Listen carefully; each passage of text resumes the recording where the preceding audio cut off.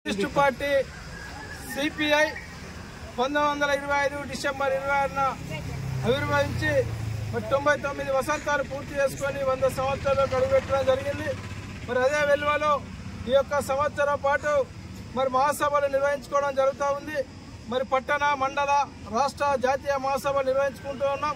మరి ఆనాడే communist party ఆవిర్భవించిన నాడే దున్నేవారికి భూమి కావాలని చెప్పి బడుగు బలహీన వర్గాల కార్మిక కర్షక పేద ప్రజల కోసం పుట్టినటువంటి పార్టీ నాటి నుండి నేటి వరకు తెలంగాణ రైతాంగ సాయుధ పోరాటం మరి తెలంగాణ ప్రత్యేక రాష్ట్రం కొరకు మరి సమరశీల పోరాటం చేసినటువంటి కమ్యూనిస్టు పార్టీ మరి ఈరోజు మందమర్రి పట్టణ 11వ మహాసభలను ఈరోజు నిర్వహించుకుంటా ఉన్నాం.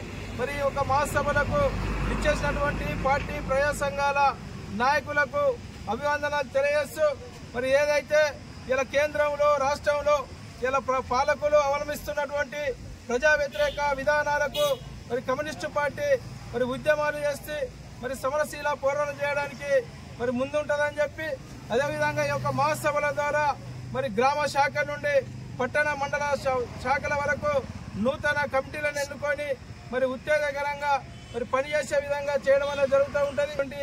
ప్రతి ఒక్కరికి పేరు పేరున ధన్యవాదాలు తెలియజేస్తా ఉన్నాం. మంచిర్యాల జిల్లాలోని మందమర్రి పట్టణంలో ఈరోజు ఈ పట్టణ మహాసభలు నిర్వహించుకుంటా ఉన్నాం.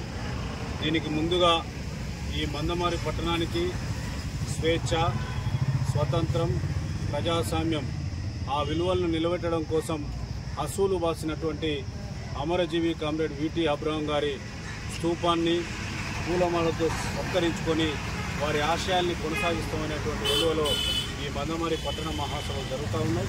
ఇలా ఈ మందమర్రి పట్టణంలో బొగ్గుబావుల విస్తరణ తర్వాత అటు కార్మిక ఉద్యమం దానితో పాటు కమ్యూనిస్ట్ పార్టీ విస్తరణ ఈ రెండు కూడా ఒక రైలు పట్టాలాగా ఈ పట్టణంలో నడవడం అనేటువంటి జరిగింది.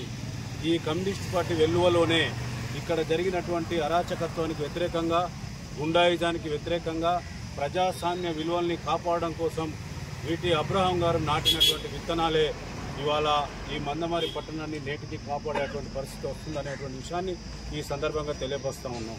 ఇందాక నేను చెప్పినట్టుగా ఈ మంచిర్యాల జిల్లాలోనే మొట్టమొదటిసారిగా మందమర్రి మండలం ద్వారా ఇవాళ మా అమరజీవి కామ్రేడ్ విటి అబ్రహం గారిని స్మరించుకుంటూ వారి ఆశయాల విలువల్ని నిలబెట్టుకుంటూ ఈ జిల్లా వ్యాప్తంగా అన్ని మండలాల్లో కూడా మహాసభలు విజయవంతం కావాలని చెప్పి ఇవాళ ఈ జిల్లాలో ఈ టౌన్ ద్వారా ప్రారంభమైనటువంటి మహాసభ ఈ పట్టణంలో 400 సభ్యత్వం 13 శాఖలతో విస్తరిస్తున్నటువంటి ఈ పట్టణంలో మరింత బలమైనటువంటి ప్రజా సంఘాల విస్తరణ జరిగి రానున్నటువంటి రోజులలో ఈ మందమర్రి పట్టణంలో ప్రధానంగా కమ్యూనిస్ట్ పార్టీ ఈ బూర్జో పార్టీలకు అట్లాగే ప్రభుత్వానికి ఒక గుర్తింపును చేయడం జరుగుతూ ఉన్నది.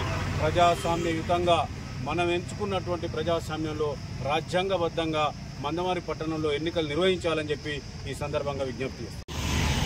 మందమర్రి పట్టణంలో ఈరోజు ఈ పట్టణ మహాసభలు నిర్వహించుకుంటా ఉన్నాం.